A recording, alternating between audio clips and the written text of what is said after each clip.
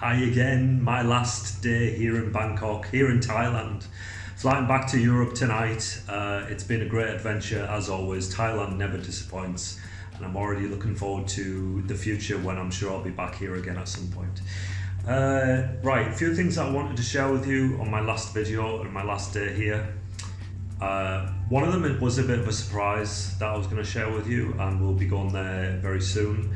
It's a high-end apartment. So my friend Ula and Ondra have both been staying in apartments that are double, if not triple, the price of the one I've been staying in. So they have a really nice condo, and I thought it would be fun to go there and show you guys what it's like if you want to pay the extra. They have been paying about €1,000 per month for their place. So yeah, if you can afford it, you don't mind spending the extra cash, then you might want to stay in a bit of luxury. If not, the place that I've been staying is a great place. Like I said, you got the balcony, nice view, aircon, everything you need, and it was only £17-18 per night. And you got the flexibility of leaving and travelling around and coming back, whereas they had booked in advance for the whole month. So even if they took a trip somewhere, they still had to pay for the nights that they weren't in the apartment. Alright, before we go and check those places out, I'm going to go through some do's and don'ts when you're coming to Thailand that I think will be very helpful for you. The first being, if you are going to fly to Bangkok and then go to the islands, book in advance for the flights to the islands. Don't take the night bus like I did. As much as it's a kind of a unique experience and it wasn't totally terrible, I wouldn't recommend it, because if you book in advance for the Air Asia flights to the islands, then you'll get it for about 1100 baht, which is about the same as the night bus anyway. You just need to book in advance. And I know it's restricting because it means that you got to go on the day that you planned, when you might not want to when you arrive. You might think, oh, I'd rather stay here a bit longer in Bangkok, or go earlier or whatever. But you will save a lot of money, because I was trying to get back to Bangkok by a flight instead of taking the bus, and it was 8 times the price. It was 8,000 baht. So yeah, it's not worth risking and leaving till the last minute, because you won't get those prices again. You've got to book about a month in advance to get those prices. If you are going to take the bus though, then I recommend going directly to the bus terminal, not using a tour operator. If you want the convenience of a tour operator, then use them, and they'll take you to the bus terminal themselves from Koh San Road or wherever. But if you go to the bus terminal yourself, you're going to get the price for nearly half the price. I paid 1,200. The first place that I went wanted 1,500 baht for the night bus. I found a cheaper tour operator that charged me 1,200. But on the way back, I went direct to the bus terminal and I got it for 700. So it can be half the price of what a tour operator is charging you. All right, next on the list, be careful not to overstay your visa. If you're from the UK, you get 30 days. I'm not sure about other countries, but from the UK, you get 30 days.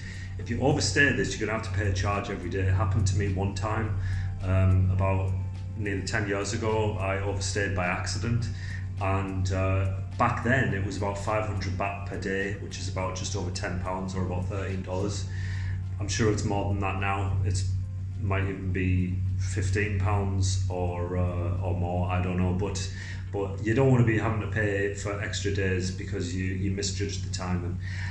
And also, if you're going to be here, make sure to be careful about where you eat. Now, the street food all food in Thailand is delicious, actually, not just the street food, but the street food is really great value.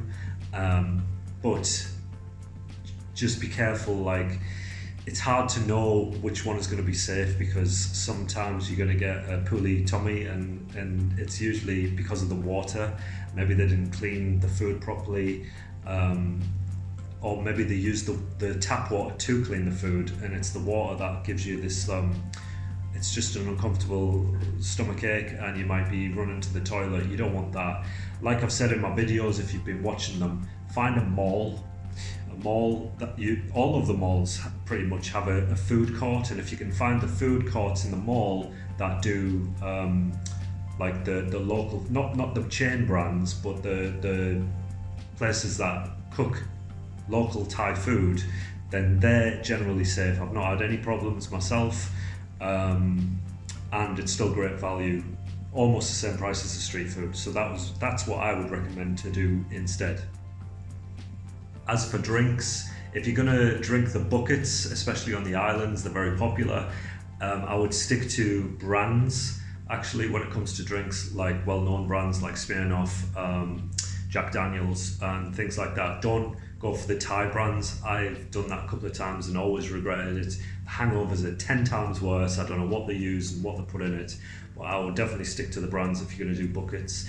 But obviously, if you are coming to Thailand, then doing the parties on the islands is a must.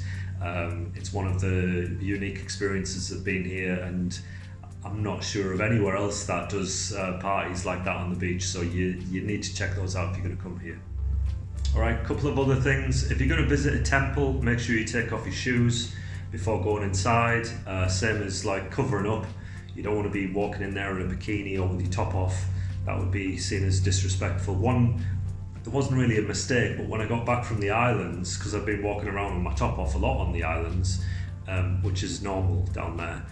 When I got back to Bangkok, I was still walking around with my top off, forgetting that I was back in the city, and I got a few like funny looks, and I realised that it was because I didn't have my top on, and everyone else is obviously fully dressed.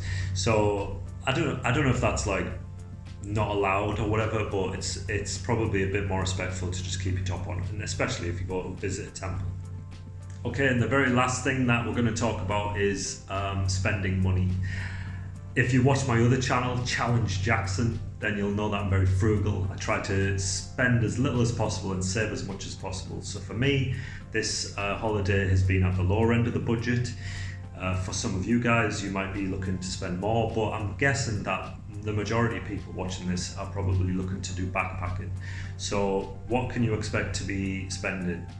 Well, for me, the accommodation in Bangkok has been £17-18 per night, which is only about $21 or $22, and that was for my own nice room, not far from the centre, got a balcony, got a nice view, aircon, so I can't complain about that. On the islands, it was around about the same price. You can get it a little bit cheaper, but not too much different. Food wise, my budget for food has been very low per day. I ended up only eating either one large meal per day or two small meals. So my budget for the day has been around £5, which is probably less than $7, which is great. And I've never felt hungry. I've never went hungry, even on eating such a small amount. You know, a lot of the food here is like rice and noodles and stuff, and it fills you up quite a bit. And like I said, if you eat from where the locals eat, from the malls, then the food tastes great and it's great value. Obviously, there is additional costs on top of accommodation and food, like getting around. What I would suggest for that, by the way, is to download the Grab app. You won't have to barter with like tuk-tuk and motorcycle taxi drivers. You can just pay the price, which is very cheap and reasonable. And it's much more convenient. Although what I will say is that if you are going to take a motorcycle taxi, it would be better if you can get one where you can wear a helmet. Nobody wants to be in a motorcycle accident in another country and have some kind of brain injury. That would be horrific. So although I took a couple of risks getting on those bikes, and it is fairly safe. I mean, come on, like the fact that so many people ride motorcycles means that drivers are much more aware of the motorcycles around them compared with like the UK and stuff, but still, don't take any unnecessary risks. Wear the helmet, especially if you're going to hire a moped and drive around the islands and stuff yourself. Make sure to hire the helmet too. So prices all in, I would say on average each day, including all the transport costs, getting around, food, spending money, accommodation, for me personally, it's come to about somewhere between 25 to 30 pounds per day, which is about somewhere around $40, I would say, $37 to $40 per day, which is great value. The flight, I paid slightly more for my flight because I wanted a direct flight. I didn't want to be suffering from jet lag for days when I got here, but I still did end up having to take a non-direct flight because my flight was delayed and I got put on a different one. So I paid slightly more. I ended up paying £900 return flight from Europe to Thailand, but I did leave it quite late for that as well. If I booked earlier, I could have got it cheaper. I think on average the price from Europe to Thailand is around about £700, which is about $900.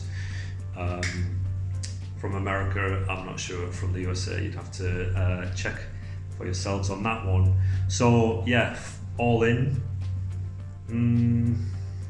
it's cost me somewhere around £1,500 to £1,700, which is just over $2,000, which is absolute bargain, really. I mean, if you think about it, you can go somewhere in Europe and end up like spending less on the flight, but way more on the accommodation and spending money and everything else. So coming to Thailand is quite cost effective, and when it's winter in Europe, you want to be somewhere warm and paradisical like Phi Phi Island.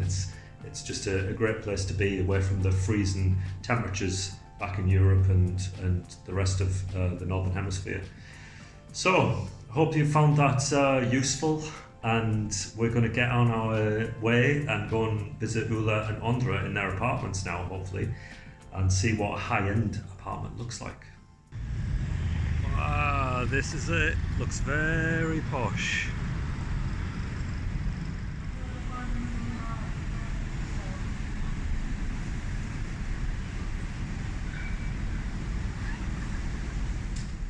Alright, so I won't be getting to Ondra's place, but here's Ula's. This is what a high-end apartment looks like. You got this amazing view out the balcony here. And I guess it's like a studio apartment. You got the bedroom area in this one side, and then the living room area here. And here is the beautiful pool.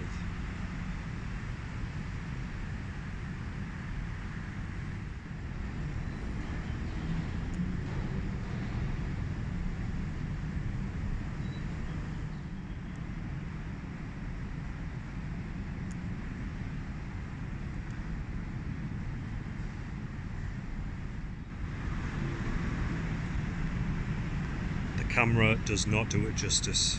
What an amazing place to cool off and relax. I'm very jealous of Ula for having this to himself these last few weeks. I should have came around sooner and shared it with him. Alright, I'm going to head to the airport now. I'm going to see if I can figure out how to get there by metro rather than taking a taxi. I'm sure it'll be substantially cheaper. Yeah, wish me luck. Alright, I'm at the station now to the airport. It's called Makasan. Get to it at Phetchaburi station, which is just one station away from Sukhumvit in the centre of Bangkok. So everything's been pretty simple so far. I don't see any problems. I think anybody could do it. It's very easy. So in case you're wondering, the cost for the token to get to the airport was 35 baht, which is less than £1. It's about $1. Substantially cheaper than the 500 baht taxi that it cost me to get to the centre when I arrived.